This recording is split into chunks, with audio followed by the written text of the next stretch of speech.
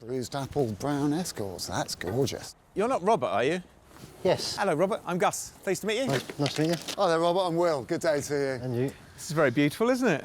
Isn't that a lovely car? Is it yours? Yep. Mark II Escort, fantastic. How long have you had this? About 2 years. I wouldn't be selling that. No, it's beautiful. No, well, to be honest, don't blame you. That's ours, our is it? car. That's the one you come to see, It's fabulous. At the super low price, the Merc looks too good. We need to be careful. It looks great, and it's got special Dubai spec gold trim. Isn't that cool? That is super cool, mate. Aerial's missing. It does look low. I'd have to say it looks low. Yeah. Aerial's in bits and in the boot rather than sticking out of the rear corner where it should be. But the bodywork looks really nice, Gus. Tiny bit of superficial rust down here, nothing too major. The outward appearance of the car is It's good. great. What is the story of the car then? Boss bought the car as a non-runner, Huh? and then threw lots of money at it, got it MOT'd. Then it overheated. He said, enough's enough, time to get rid of it, so... Instantly, it looks great in here. It's a bit stained. The armrest is still down. Road captain stance to it. I love it. And these clearly smoked because the ashtrays had seen better days. You're going to make the bonnet come up, Gus? Under here is where we find out whether we've got a bargain or a joke. What's the mileage on this car then, Rob? That's 115,000. But these things will do an intergalactic mileage. It's all there, isn't it? You can see it's gotten hot though, can't you? Because there's quite a lot of quite rusty coolant over the engine bay, isn't there? Yeah. Well, what sort of telltale signs are there? Is there any oil in the water? There's certainly no water in the water. Well, that's a good start. Well, there's definitely water in the oil, so there could be something going on there. It's a bit of oil and water mix. So, yes, head gasket is highly likely. The danger for us is whether the car has other issues beyond a blown head gasket. It did cross my mind, seeing as you run a garage, why you're not fixing it yourself, actually. Well, it's my boss's car, and he's bought it and spent a lot of money on it, and he's got 10 cars of his own as well. Oh, OK. So He doesn't have enough love to go around for all of these cars, Ender. he just wants to get shot of it now. Is it all right if we take it for a run? Yeah, it's fine. We'll top up the radiator with water. When that lot starts steaming, we'll know it's time to stop, or we might damage the engine even more. Uber Autobahn mode, isn't it? This is barnstorming mode. It's been lowered within an inch of its life. Yeah, it's definitely not an off-roader. It is a road car. The temperature is creeping up. I reckon we've got a short time to put the Merc through its paces before we start seeing steam. And in a couple of minutes, we start loving the luxury touches. The dash is beautiful, and it's got, and this is well ahead of the game, it's got separate controls for climate, your side and my side. Yeah, that's very, very posh. That's his and hers. It's got a sauna mode as well, so the engine overheats and you have to have the heating on full blast to compensate. It does seem to be emanating sort of steam into the cabin now. Put that on. We're creeping, we're still on a sort of safe level on the gauge.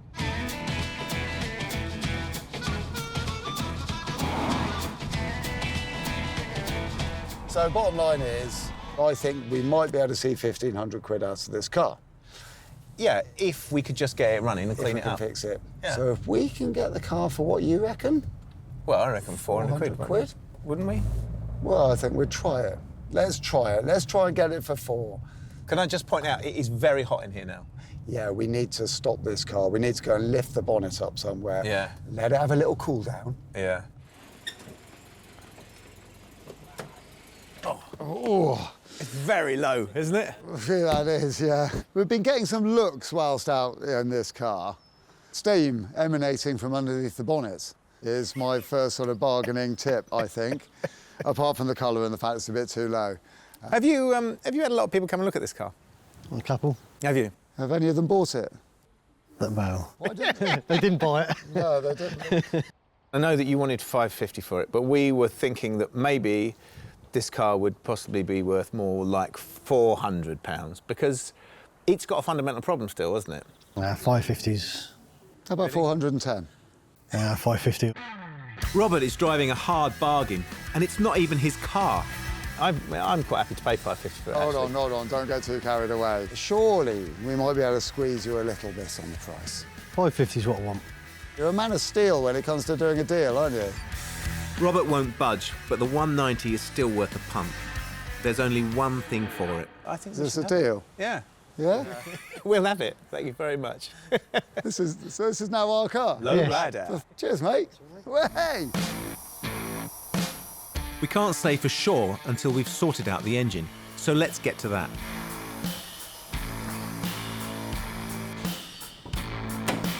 You can open the Mercedes bonnet to a 90-degree workshop position, but we remove it because the engine might have to come out later. In preparation for taking the head off this engine, I need to drain the fluids out, amongst other things. Now, it has got a groovy little tap on the other side, but that tap is microscopic, so I'm going to do what we all normally do, take the bottom hose off. To know if the head gasket has blown, we need to get to the head. Remove it, have a look, simple as. I'm going to take the air filter and box out of the way. Ooh, nice new shiny air filter. We're going to have to work together to strip the engine down. It looks like I got the high-risk, snappy-off exhaust manifold side. It's exactly what you deserve. Cheers. Shall I tell you what I feel when I look at an engine like this, when you first look at it, I find them daunting, and then when you start taking them apart, they start becoming engines, don't they? Yes. But specific to each manufacturer. I mean, I think this is really clever, that they print the firing number on here, Yes. so you know how it fires, and they print the numbers on the distributor so you can see which way round it goes. So even if you just whipped all those off, and then thought, oh, I didn't mark them, it doesn't matter because you can just put them back on. And it even tells you how to, how to stack them in here, in this sort of cover in here. Which is good, because you've just pulled it straight off. It's good, exactly that. But it wouldn't really matter, would it? But it's neat, isn't it? It is neat, and Yeah. you know, that's probably why these cars have stood the test of time. Let's see if the typical German efficiency and build quality makes our life easier. Either way, Will must deal with the oily, dirty stuff. It's always the same with exhaust manifold bolts, isn't it? Or Yeah. studs. They're always slightly rusty. They're always very difficult to get to. While Will struggles with the rusty bolts, my carb side comes apart okay. But as soon as the inlet valves are exposed, I see something I don't like. Oh, Is it number 4 that looks a bit iffy? well, no, you come and look. It's really interesting. Where's that light gone? Because I'm looking inside the manifold on number 4 and there's No, milky oil. Come and look. Yes. That one's actually just oil. But look, what's going on in there? That's our one that's blown. Yeah. It's just been cleaned out with water. Is that what you think? Well, I think that valve is not closing properly, and a lot of that schmoo, which should be staying on that side or going out that side of the engine, is getting fired back up the inlet manifold. And I'm sure into the exhaust. So there's trouble ahead, and we've passed the point of no return. And to make things worse, I've got a manifold bolt that won't play ball. A gentle bit of persuasion. Now, this does look dramatic. I can assure you it is.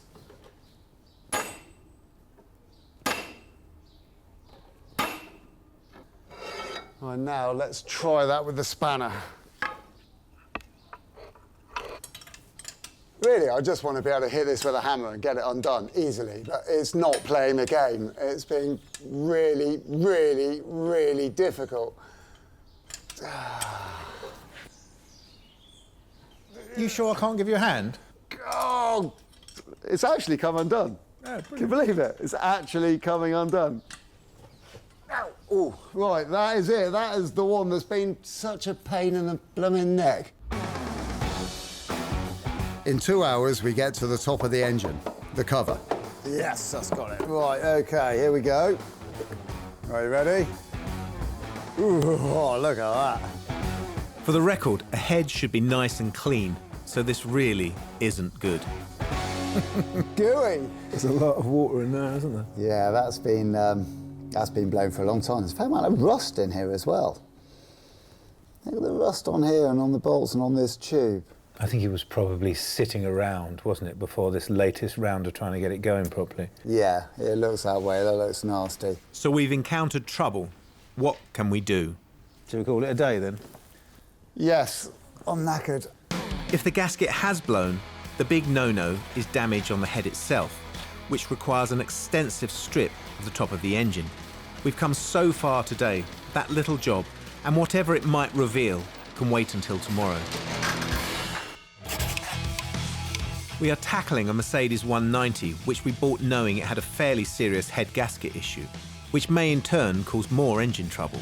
But we did it because if we can fix this true banger, we stand a fighting chance of doubling our money, which is the golden target.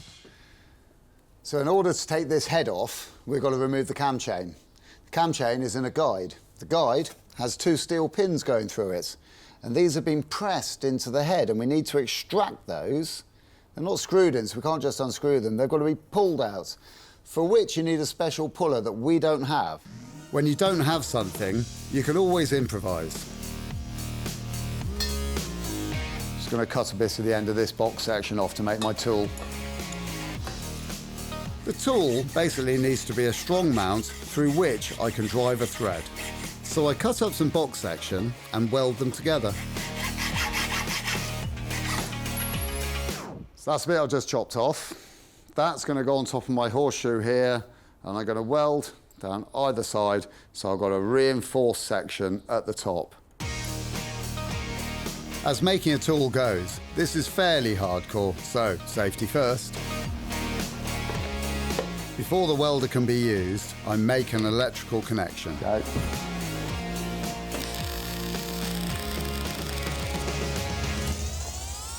Lovely. At this stage, it's always tempting to cool it down in water, but if you do that, that actually hardens the surface of the material, which makes it difficult to drill and also makes it difficult to file off all the sharp edges.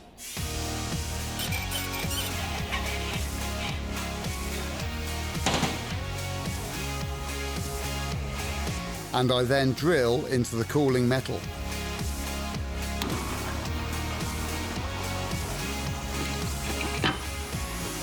Job's done.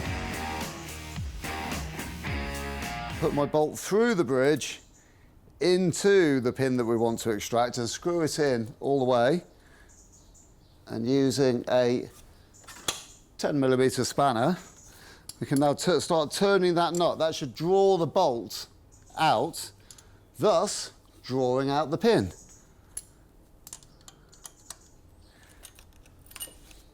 There we go, that's that pin out, and we're now one step closer to getting this head off. But I'm not there yet. I need to do another few passes to remove the remaining pins. I really hope that during my clever and hard work that Gus is okay. Gus? Yes? Those 2 stubborn little pins are now out of the engine and in my hand. Oh, that's great news. Well done. Yeah. So there we can you get go. on with getting this off, shall we? Yes, yeah, Shall I let's. crack those nuts off the top? You could do. And while Gus cracks his nuts, I get to work on loosening the head. A head strip and removal from a garage would probably run to about £500, around half the price of removing the whole engine. We have to remove the timing chain now, marking the top dead centre position, so that the pistons and valves align when we put it back together. A little tap with a centre punch will suffice as reference mark. Right, so this out, and then a tap or a wiggle. Yeah, mind my fingers. You got it? Yeah.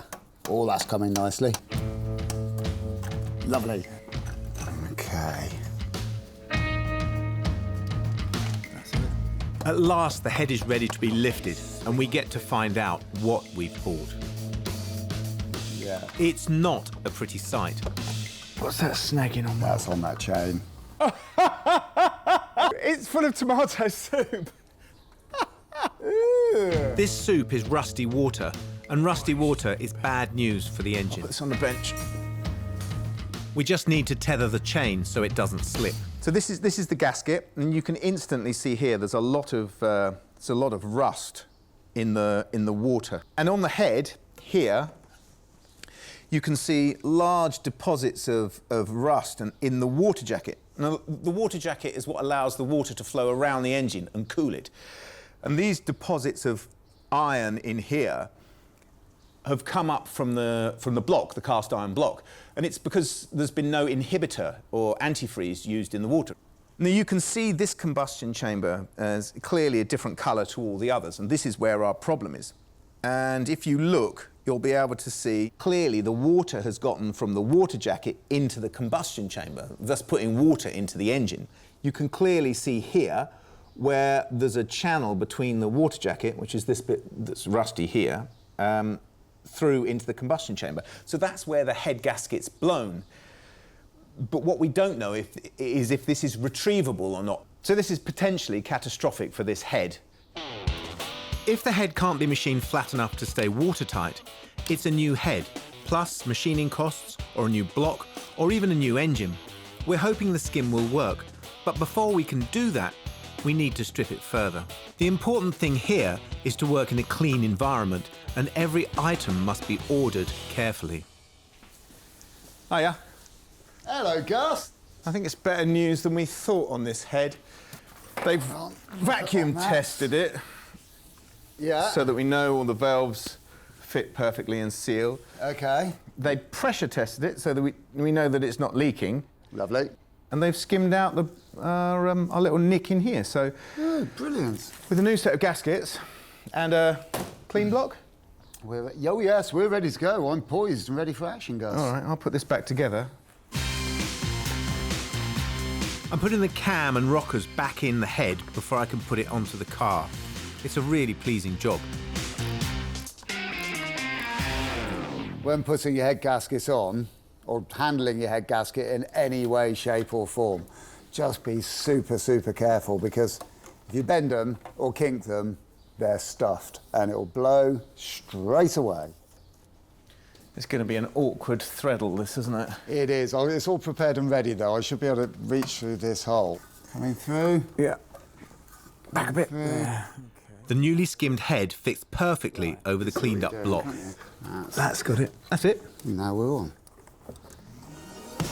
Here's the deal. If we can get the engine to work and run, our spend will have been minimal and the car will instantly be worth £1,500. We'll have easily doubled our money. It's a fantastic motivator. Hey! Excellent. Excellent. I know I shouldn't be so excited, but I know what you mean. that went on exactly as it was supposed to.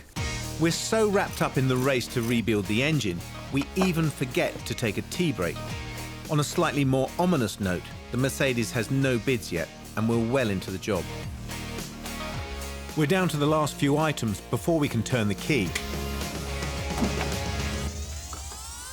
Now, I'm just about to put some coolant in here because coolant is a corrosion and rust inhibitor. Now, it didn't have any in before, which is probably what caused the problem with the engine in the first place. It just had water. So we need the right amount of this stuff. The engine consumes enough coolant for the entire system. Over 5 litres. Come on, you done? I am done. I'll turn it over, see if it starts. Go on, then. Oh, it's right on the other side. Hang on. Yeah, of course it would be. I think we've done everything. Ready? Yeah, go on. Oh, there's life in the battery. Well, that's a good sign.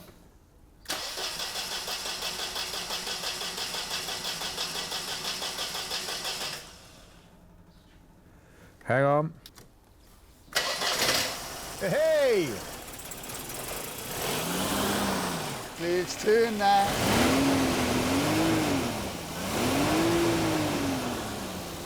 That's all right, isn't it? Sounds nice and quiet. Yeah, that's great.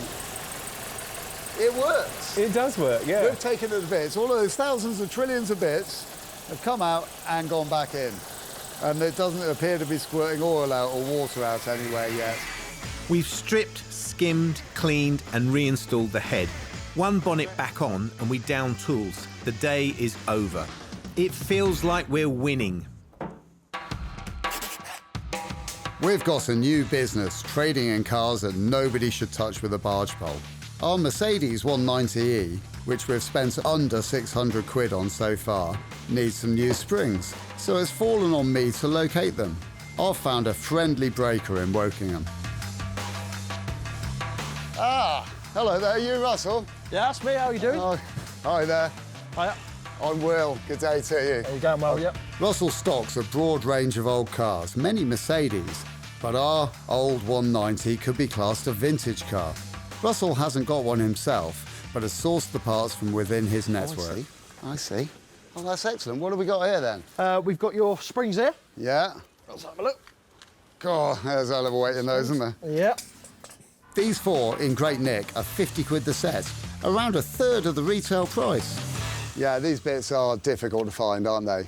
They really are. Yeah, the older stuff now is coming incredibly hard to find. People are trying to keep these old things on the road. A lot of them are scrapped now. Yeah. I'm really, really pleased. Right, now where is the office? Just over here. Our auction has 2 days to run, and I've reduced the asking price by £350 to offset a distinct lack of interest. Walking past an open laptop is a bit like walking past an open packet of biscuits. When you've got a car up for auction, 23 watches, which is very good, but no bids. And there's something about being halfway through a car, you've invested all this money, all this time in it, and nobody's put a bid on it. So there's no tangible hope that it's going to be sold. I mean, having 23 people watching it is one thing, but having actually no bids, it doesn't fill you with a great deal of joy, I have to say.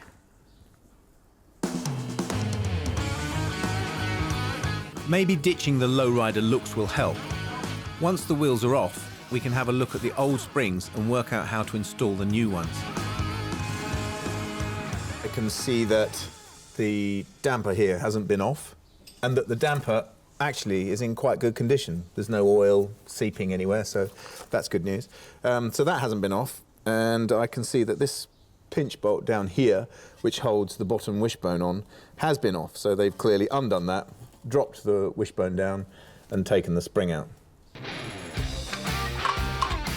We use a compressor to compress the old spring.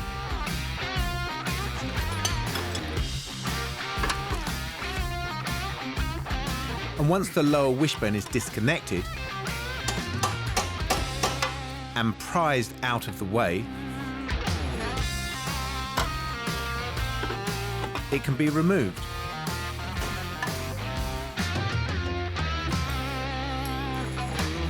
So this is our spring off. And now it's off, and just decompress it and take it out. And you can see how they've lowered the car. They've done it by chopping down the original springs. You can see that it's been cut off there, and not actually very long ago by the looks of things. If you can see on here, these springs have a flat top to them, which fits in a cup, which goes onto the car. But when they've cut the spring off, they've cut the flat top end off, so it's got no way of locating properly into the car. Not the way it should be done. So it's now doing everything in reverse order.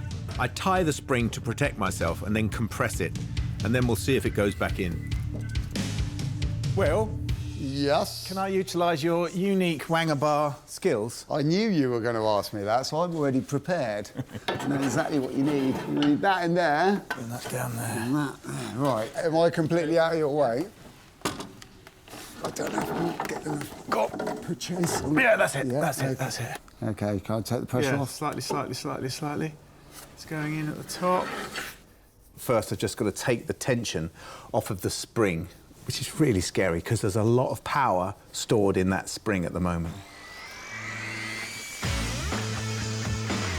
There is some satisfaction in the money we're saving by doing things ourselves. A suspension swap at a garage would be around £500.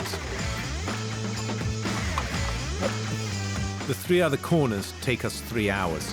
The finishing touch before the wheels return is a bit of copper slip, which is a high-temperature grease that stops corrosion. OK then, Gus, are you ready to see what we have done? Yeah, let her down. You think if it all goes wrong, we could put really big 4x4 tyres on it and create some sort of 4x4 monster Mercedes? I think we might need to.